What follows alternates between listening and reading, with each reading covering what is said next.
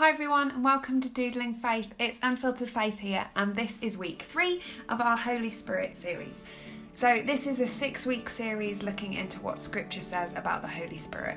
So who the Holy Spirit is, the role the Holy Spirit plays in our everyday lives. So if you're new to our channel, I pray that you will feel really welcome. We release videos every Friday and we are usually covering a series with a free printable. So you can sign up to receive our free printables in the description box below by following the link in our email subscription. I know that a few of you have been having problems with this, and so if you're a new subscriber, we are working on resolving this. You will just have to bear with us slightly.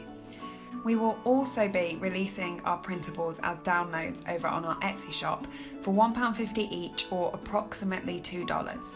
So this is hopefully going to help us to continue to provide new products over on our Etsy shop, as well as giving us the ability to hopefully take Doodling Faith to some conferences and some workshops.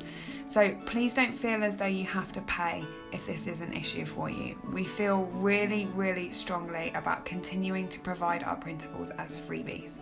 But if you have the ability to help support us financially and are blessed by our content, then we would ask you to prayerfully consider purchasing the printables instead. So this week's study is called The Holy Spirit Can. The early church understood that the Holy Spirit is not just a manifestation of God's presence, but as much a person as Jesus is. Do we mix the two up sometimes? He permeated through everything that the early church did, so much so that in Scripture it says that they could tell the difference between the voice of the Spirit or the voice of an angel. And that absolutely blows my mind. So this week's printable has loads of variety of places in Scripture where you can study the character of the Holy Spirit, and there are 7 if you want to look at one small one each day. So Jesus told us, "I will ask the Father and he will give you another advocate to help you and be with you forever, the Spirit of truth.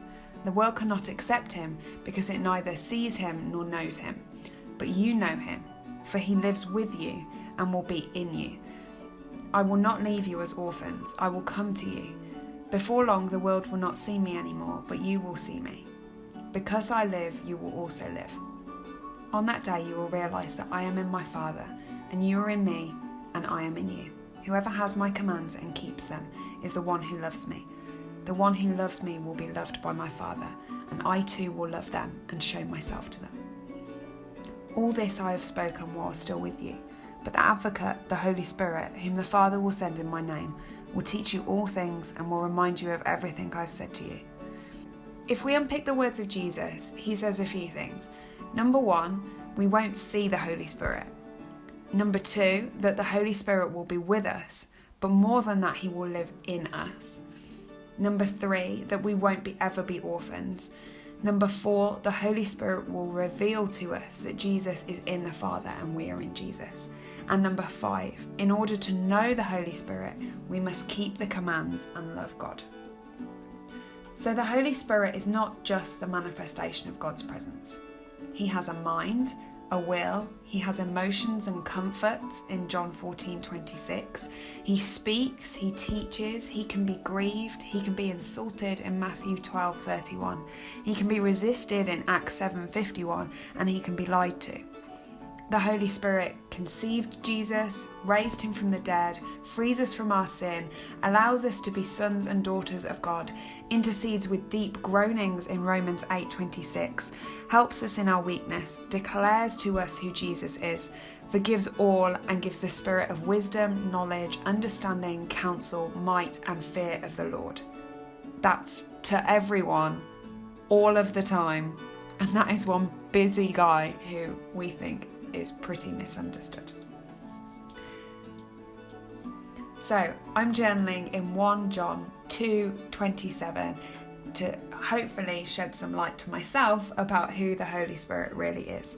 And it says, "But the anointing that you received from him abides in you, and you have no need that anyone should teach you. But as his anointing teaches you about everything, and is true, and is no lie, just as it has taught you, abide in him." Now, that sounds very much to me like the Holy Spirit, abiding in us so that we would know the heart of God. So, who do we rely on to teach us about God? Do we rely on our pastors, vicars, priests or speakers on a Sunday to teach us about God? Do we watch online sermons to learn more about God? Is the only time that we open our Bibles when we attend our weekly Bible study group? Now, I'm not saying this out of condemnation. I have fallen into all of these categories. But it very clearly says here in the Word of God that only the Holy Spirit can teach us. So rather than learning about how someone else connects with God or what God is saying to them, let's find out for ourselves. Let's be a people that put our ear to the ground and hear what the Holy Spirit is saying to us, so that we can learn to also know the difference between the voice of the Holy Spirit and that of an angel. So let us pray. Holy Spirit, I'm sorry for when I have thought that you don't speak. Help me to hear your voice more clearly. Teach me the truth that God is speaking to me, and help me to not rely on others to hear God's voice. Amen. Thank you so much for joining us this week, guys. If you want to hit that subscribe button, don't forget to hit the bell as well so that you get regular updates of when we upload content. And you can catch up with us midweek over on Instagram. Take care. Bye.